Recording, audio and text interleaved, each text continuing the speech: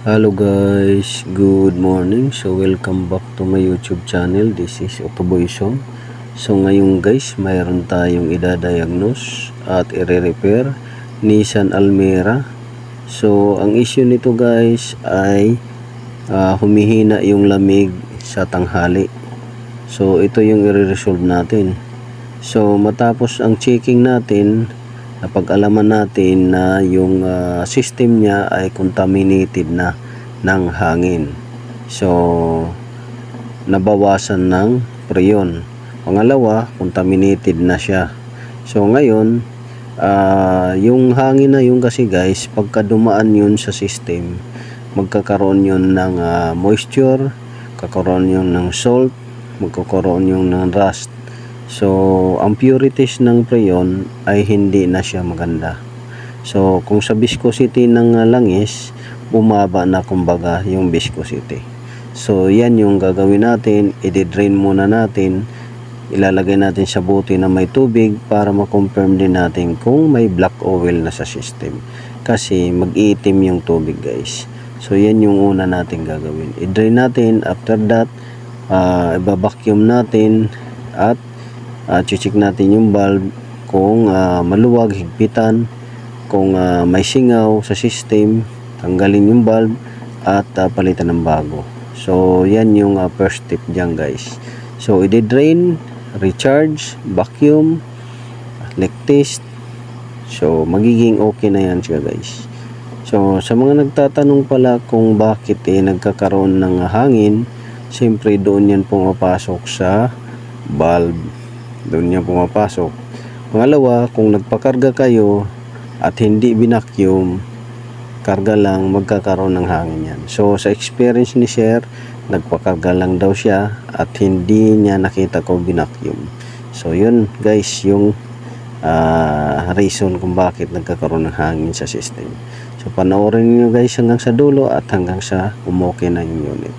So maraming salamat. Enjoy watching. This is Otoboyson.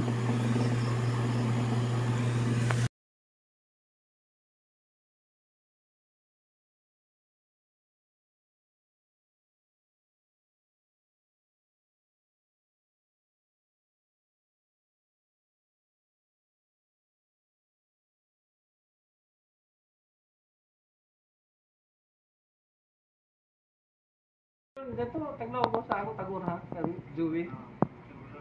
So, nagot ko man nangadyo ng pampalit ng kuan, pyesa. Waya. Ya mag kuan ng repair kit, waya. Ya ito i-overhaul, ajara ito limpyuhin. Kaya an mag-overhaul daw i-repair kit. Kaya diya kagud mag-overhaul, daw ito mo repair kit. Na pagbutang ko ro karga ko butuan ko ang presyo. Kaya may sabi na basta kay halos naka 7.5 siya sa ako. Kaya niya sa magpakabla lang. Ito man lagi. Kaya technique lagi dito Brad. At to sa ako magpa-diagnose. Sa lain mo. Sa lain man niyo. Ayun, daga ba dito? Dayhon. Trabaho. Nag-diagnose na ako dito. Taksuot, electrical zone. May problema sa electrical. Compressor na doon. Dos compression na. Nay, ilang mo sa pa-diagnose otro. Chicken choice dili brown. Brown. Zon sit Michael maestray sa asawa. Tapos tagkarga nila. Yung Kita sa mangkaning tagurhan na. Tagkarga nila. Side niya adto sa nanay, ini dire side sa papa. Dapat tanan nila mag-job. Ari sa balik ko niya ako makabantay diri. Balik ako dito sa kuan, tandag kay ako na ako makabantay lagi na. Oh, ya pagkabutan. Sa tandag na ako sila tagpa. Tondo giso. tandag mo dito. Dadto isa na mong tingab. Sa tandag mo sa ninyo napalit. Ito ko man. Tandag. Tarik tayo. Si kuan to maestra na retire. Ato isa.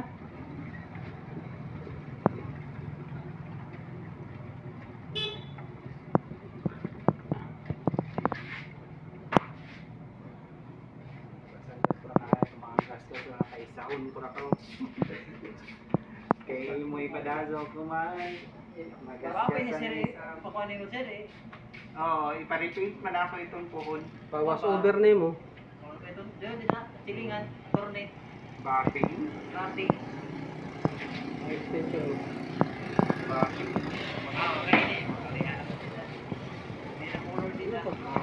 Kuwan. At dito nga guys, matapos nating i-drain at i-vacuum at i-leak test, ngayon na-prove natin na walang leak sa system. So lalagyan na ngayon natin guys ng compressor oil. So dadagdagan natin dahil nag-vacuum tayo, automatic nagbabawasan yung guys. So ngayon papahigupan natin ng compressor oil sa high side para magkaroon ng dagdag na compressor oil. So watch and learn na lang guys hanggang sa dulo ng video. At sa gustong mag-comment, magtanong kung may sasakyan kayo, mag-comment na kayo, sasagutin natin, tutulungan ko kayo kung anong sira para hindi kayo mapagastos ng malaki. Amok mo sa isang kamugay man sa way ng aircon. Amok mo sa isang kamugay. Hindi, matura. Ano ba yung lang dito sa pikas ng ka? Ako tagur ha, jargon mo practice. Competition. Ako gazon may training mo mga ako na. Ginayan may isa. Sa serbisyo, adun mo daw. Practice mo siya. Masa doon natin magtubil, problema. Ani mo ma din measurement. Kapila rin panaksa.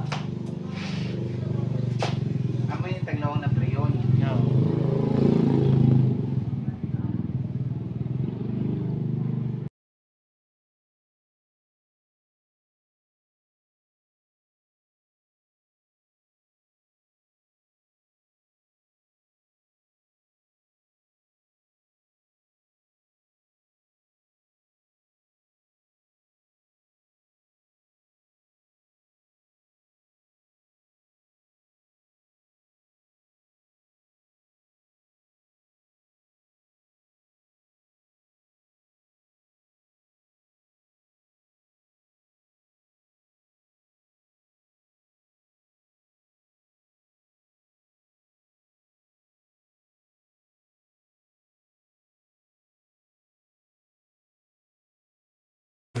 At dito nga guys, minumonitor natin yung low pressure side at yung high side. So far so good.